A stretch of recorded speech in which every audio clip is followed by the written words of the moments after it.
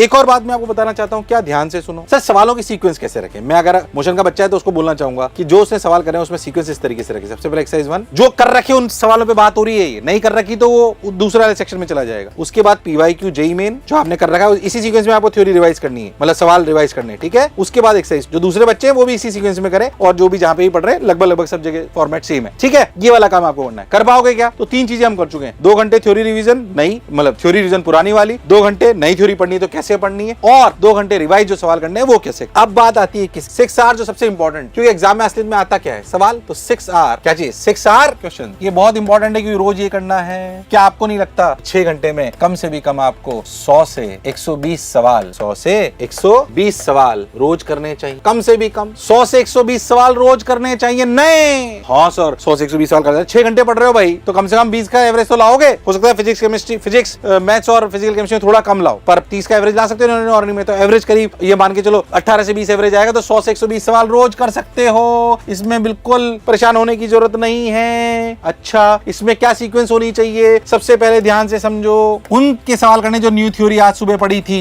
उसी के सवाल करने हैं। जो आज न्यू थ्योरी पढ़ी उसी के सवाल कर लो। रिवीजन में कहानी अलग थी, यहाँ पे वही करना है ताकि ताजा ताजा पढ़ के अप्लाई करने की हैबिट हो। न्यू थ्योरी करो। अच्छा उसमें भी क्या करो, न्यू थ्योरी के जो सवाल करेंगे वो डायरेक्ट करेंगे PYQ, शीट नहीं करनी है। PYQ क्या चीज, PYQ नई थ्योरी पढ़ी उसके अगर आपने चैप्टर पहले नहीं पढ़ा था तो आपको उसके PYQ करने हैं, न्यू थ्योरी के सवाल। अच्छा अगर आपने ये आपने कर लिया, अच्छा इसको रोज कितना करना है, मैक्सिमम 50। नई थ्योरी सवाल कितने करने, मैक्सिमम 50। और पुरानी थ्योरी जो आप पढ़ चुके हो उसके वो वाले सवाल नहीं है ये जो आपने कर रखे, ये वो सवाल है जो आप नए ट्राई कर रहे हैं, ठीक है। तो नई थ्योरी के तो अपने 50 सवाल कर लिए, हाँ सर हो जाएंगे बिल्कुल, करीब करीब 3 घंटे अपने इसमें चले गए अप्रोक्सीमेटली। और बाकी आप करोगे पुरानी थ्योरी के नए सवाल, पुरानी थ्योरी के नए सवाल, पुरानी थ्योरी के नए सवाल। अब इन पुरानी थ्योरी के नए सवालों की सीक्वेंस क्या होनी चाहिए, ध्यान से सुनो। पुरानी थ्योरी के नए सवालों की सीक्वेंस क्या होनी चाहिए, ध्यान से समझो। इसमें सबसे पहले करने हैं खत्म क्या, PYQs। उसके बाद अगर PYQ खत्म हो जाए जेईई मेन, अगर आपने पहले कर रखे हैं तो जेईई मेन सबसे पहली प्रायोरिटी है, जेईई मेन के PYQ। अच्छा उसमें भी फिर से यही बात याद रखनी है कि किसी भी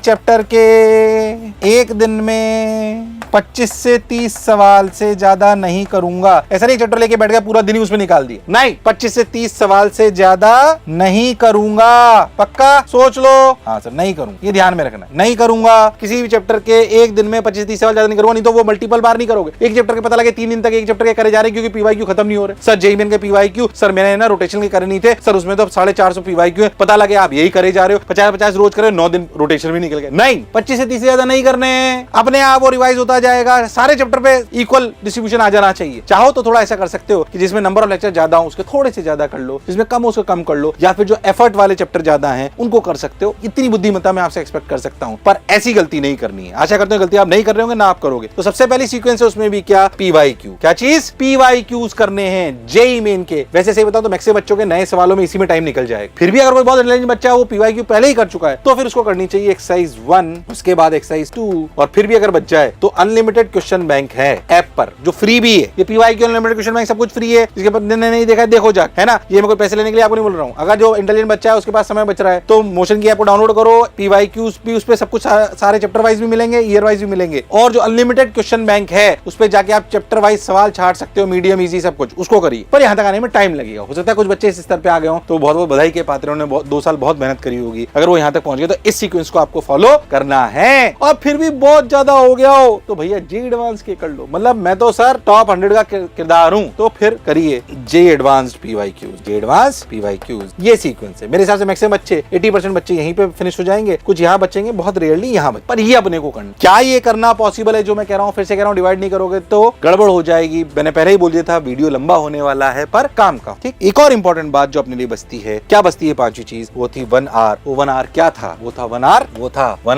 आवर एनालिसिस। क्या एनालिसिस? जो 12 घंटे पढ़ा, 12 आवर पढ़ा, उसमें क्या गलती करी। ये बहुत इंपॉर्टेंट है। बच्चे सोचते हैं 12 घंटे पढ़ना इंपॉर्टेंट, ये ज्यादा इंपॉर्टेंट है कि आज जो पढ़ा क्या वो सही तरीके से पढ़ा, क्या मैंने अपना टारगेट अचीव करा। क्या क्या पूछना है इस 1 घंटे में? क्या टारगेट अचीव कर लिया? क्या टारगेट अचीव कर लिया?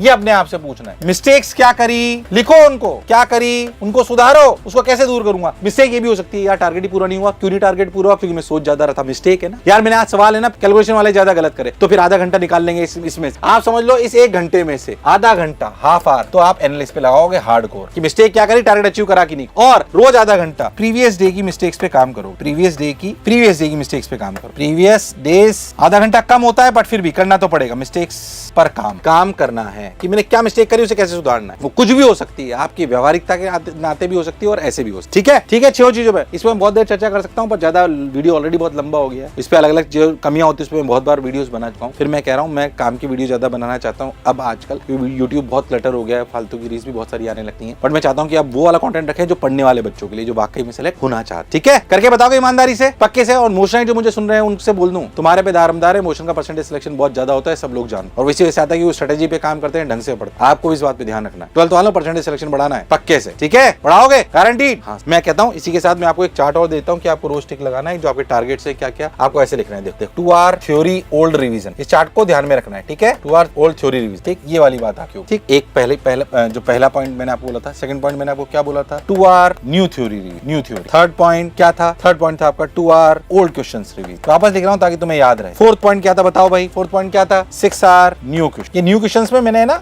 एक बात आपको शायद वहां पे नहीं बोली हो, मैं बता दूं। आप न्यू क्वेश्चंस जितने भी आप कर रहे हो उसमें कई बच्चे बोल रहे हैं, तो उसमें एक बात याद रखना कि आपको कम से भी कम, मैं इसको वापस पीछे ले जाके आपको समझाता हूं अच्छे, कि जो कम से भी कम आपके, देखो 6 आवर वाले सवाल का था उसको दोबारा अच्छे से बताता हूं आपको। यहाँ जो 6 आवर्स पे मैंने बोला था ना, ये इधर 6 आवर्स, ये 6 आवर्स, इसमें जो आपने सवाल करे ना, इसमें न्यू थ्योरी पुरानी थ्योरी के नए सवाल, ये जो आपने पूरी कहानी करी है, ये वाली कहानी, इसमें एक बात आपको याद रखनी है कि कम से भी कम, इसमें 3 टेस्ट पर वीक देने, कम से भी कम, ये याद रख। वो नए सवाल ही है, वो 3 टेस्ट पर वीक कम से कम देने, पार्ट वाइज भी दे सकते हो और फुल टेस्ट कम से कम 3 टेस्ट देने, रोज की भी नहीं बोल रहा हूं मैं, कम से कम 30 टेस्ट देने। आशा करता हूं आपके पास टेस्ट सीरीज होगी, नहीं होगी तो मोशन की बहुत सारी टेस्ट सीरीज है जो आपको नीचे लिंक में दिखाई दी जाएगी, वो आप ले सकते हो। नहीं तो आपकी कोचिंग पे भी चल रही होगी, नहीं चल रही है तो यहाँ पे ले सकते हो। फ्री में भी बहुत टेस्ट अवेलेबल है, जो तुम्हें सीक्वेंस में लगे, कोई बहुत अफोर्डेबल चीजें हैं सब, जैसे आप चाहो, पर ये करना बहुत जरूरी है, याद रखना है आप। ठीक है, मेरी बात गड़बड़ नहीं करनी है। ठीक, आ जाओ आगे चलते हैं। अगर अपन बहुत ध्यान से देखें इधर, चलो तो 6 आवर्स न्यू क्वेश्चंस करने, और 5th अपना क्या था, एनालिसिस, 1 आवर एनालिसिस और उस पे वर्क, एनालिसिस पे वर्क। ठीक है, ये वाली आपकी कहानी। अगर आप बहुत ध्यान से देखो तो ये चार्ट आपके पास बना हुआ होना। ठीक है, मैं ऐसे ही आपको पेपर पे लिखना है और ऐसे ही बनाना है। क्या हाथ से बनाते हैं तो फील आता, ठीक, ये ऐसे बनाना है आप, और ऐसे इधर करके लिख देना, और कुछ नहीं करना। यहाँ पे रिमार्क डालना है बस।